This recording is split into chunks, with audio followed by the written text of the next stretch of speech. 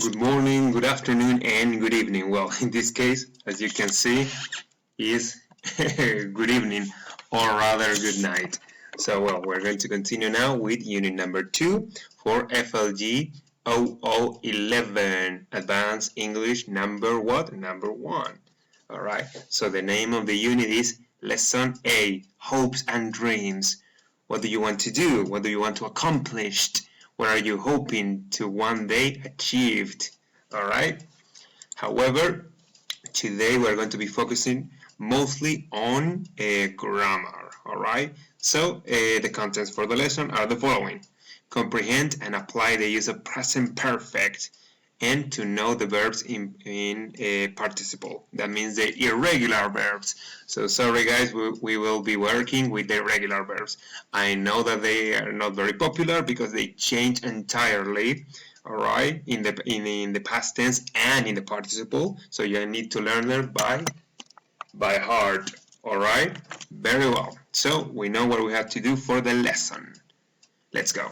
So thinking about experience, about experiences. Think of some special experiences you hope to have in the future. Alright, so let us think about that, something that you may do at one point in time. But, and this is key, do not think about one specific time or something that you will do at one point, but no specific dates. So let us use some of the following tips. Something you'd like to do, a place you'd like to go someday, a person you'd like to meet, something you'd like to see, alright? Let's all of those ideas brew, alright? Nice and easy. Let them brew in your brain. So let's continue. The present perfect, alright? So when do we use the present perfect? As I was telling you before, all the things that you were hoping and dreaming about, but without a specific date in mind, now is when we're going to do it. Or at least I want you to think about it. So we use the present perfect for events at an indefinite time before now. Wow, that is the key. That's what we really cared about. So we're talking about a specific event, but not on a specific date, okay? Please remember that. For example, I have been to Brazil. I have been. Yo estaba en Brasil. When were you in Brazil? What is the specific date? I don't know. Something close to the date? I don't know. But what do I know? That you went to Brazil, that you have been in Brazil at one time. Okay, so to create sentences in the present perfect, we use the pronoun plus have, has, alright, has or have, the verb in participle, important that, and the complement. An example, hi, the pronoun have in this case, because we're talking about I tried, the verb in the verb in participle. In this case, however, what do we have? A regular verb, and surfing. I have tried surfing.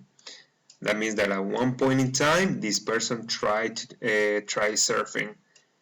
We don't know if he or she is doing it again, but at one point, that event certainly occurred.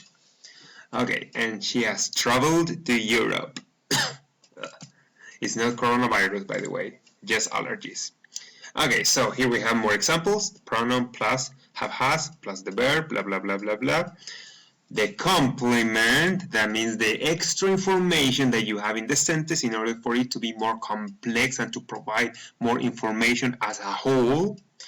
And frequency expressions. Frequency expressions. What do we mean with that?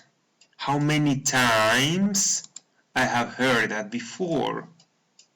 Maybe once, maybe twice, alright? So frequency expressions that we use in order for us to specify, to indicate, to allocate, to pinpoint a specific amount of time, alright? Or to at least give us an idea of how much time do you use in order for you to carry out those activities. So let us continue to the next. The negative. So we use the following. Told you before, it's not coronavirus. Told you before, we use the following structure: pronoun plus have or have not, verb in participle, and the complement. All right. I haven't tried surfing. She hasn't traveled in Europe. All right. Very well.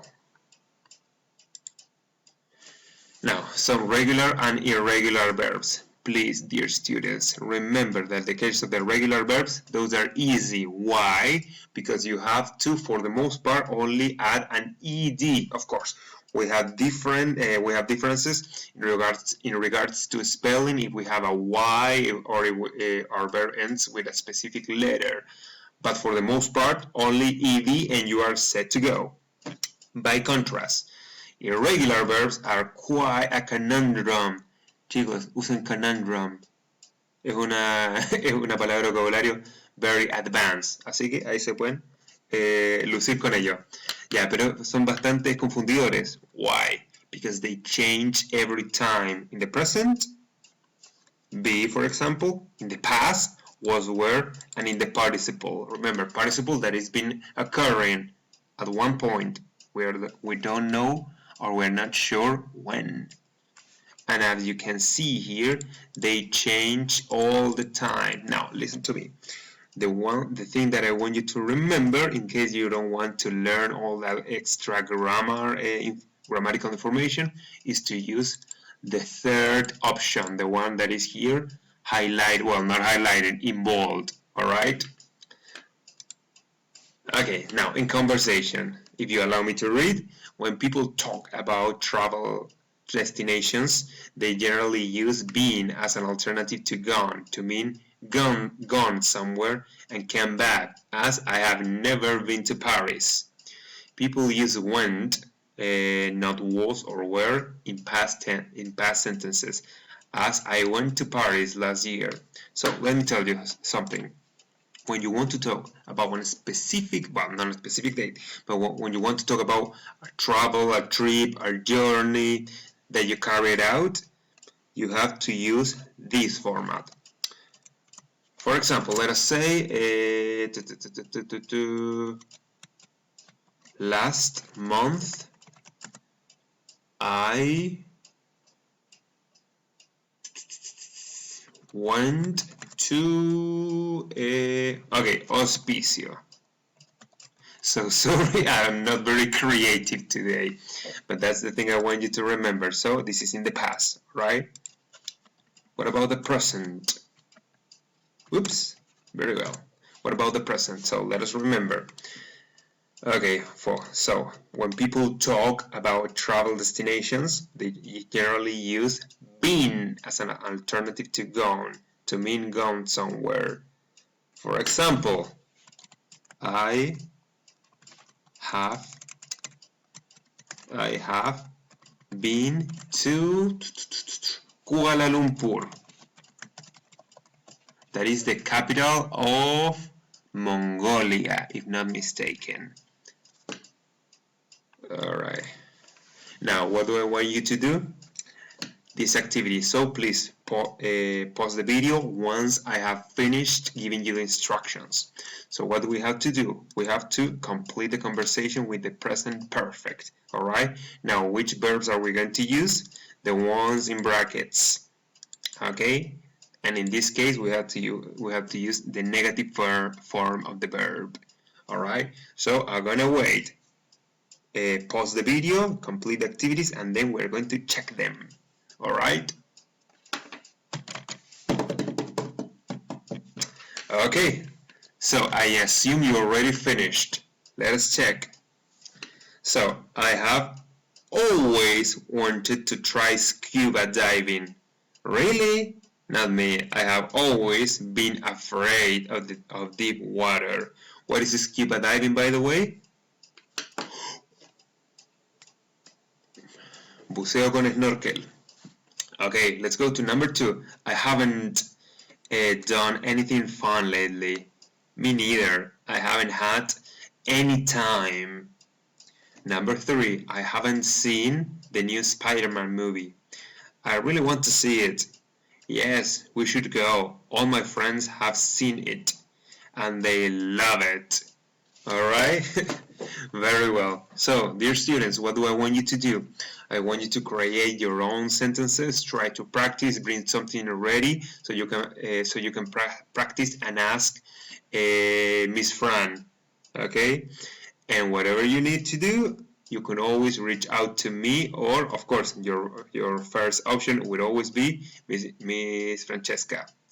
So we're going to finish the lesson for today, and let me know whatever you need. Take care and be well.